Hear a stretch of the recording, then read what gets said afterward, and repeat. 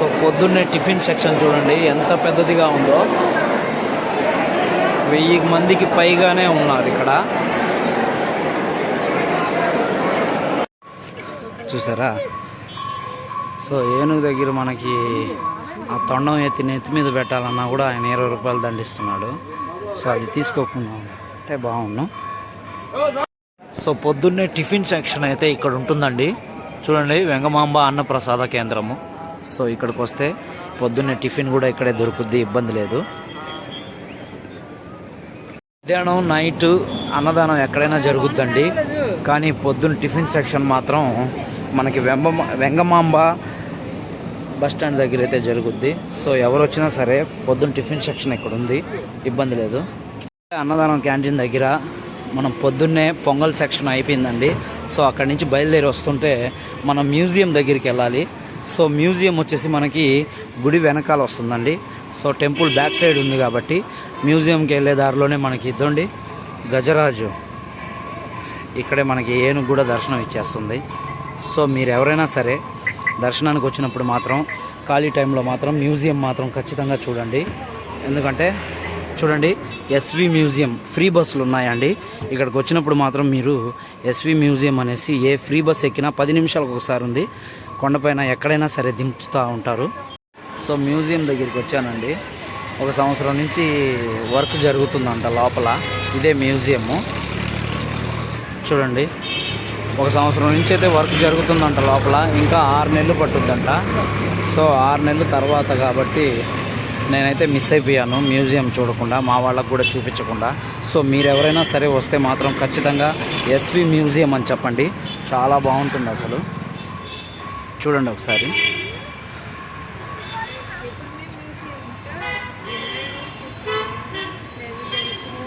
So museum చాలా బాగుంటుందండి, వస్తే మాత్రం ఎవరు మిస్ అవ్వద్దు. ఇది మనకు వచ్చేసి గుడి బ్యాక్ సైడ్ వస్తుంది. సో ఇదేనండి మాధవ నిలయం. కింద లగేజీలు పెడితే పైకి ఇక్కడికి వచ్చేస్తాయి. సో ఇక్కడ మనం లాకర్స్ ఇస్తారు. లాకర్స్ ఇచ్చిన తర్వాత లోపలంతా గుండు గీక్కునేసి హ్యాపీగా స్నానాలు చేయించేసి దర్శనానికి కూడా వెళ్ళిపోవచ్చు. ఇక్కడే మాధవ నిలయంలో అన్నదానం కూడా జరుగుతుంది. సో ఎవరు వచ్చినా సరే హ్యాపీగా తినచ్చు. గుండు గీసుకున్న వాళ్ళకైతే ఎదురుగా టోపీలు ఉన్నాయి. లేడీస్కి వస్తే మా వెంకటేశ్వర స్వామి బొమ్మలు ఉన్నాయి. చిన్నపిల్లలకు వస్తే ఏమైనా దారాలు ఆడుకోవడానికి అన్నీ ఉన్నాయి. టిఫిన్ సెక్షన్ అంతా బాగుంది ఇక్కడ. సో ప్రతి ఒక్కరికి లాకర్స్ అయితే ఇవేనండి.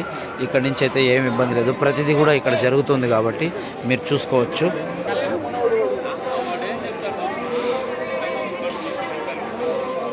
సో ప్రతి ఒక్కటి ఉంది, ఇబ్బంది లేదు.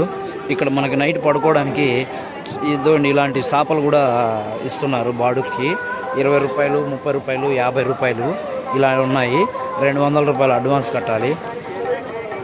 సో ఫుల్ సెక్యూరిటీస్ అంతా బాగుంది. దర్శనానికి మాత్రం కొంచెం కష్టంగా ఉంది.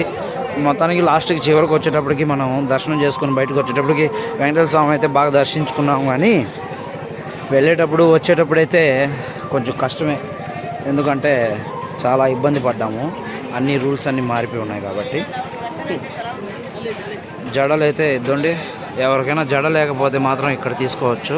సవరాలు అయితే కావాల్సినవి ఉన్నాయి. ఇదో టైప్ జడ. సో తిరుపతికి ఇప్పుడే బయలుదేరేసామండి. దర్శనం మొత్తం కంప్లీట్ అయిపోయింది. వచ్చేవాళ్ళు ఎవరైనా సరే మొత్తం క్లియర్గా చూసుకొని మరి బయలుదేరండి. చూసారా ఈ లొకేషన్ ఎంత బాగుందో. సో దిగేటప్పుడు ప్రతి ఒక్కరు కొంచెం గమనించుకొని దిగండి, ఎందుకంటే చూడడానికి చాలా బాగుంటాయి ఇక్కడ ప్రదేశాలు.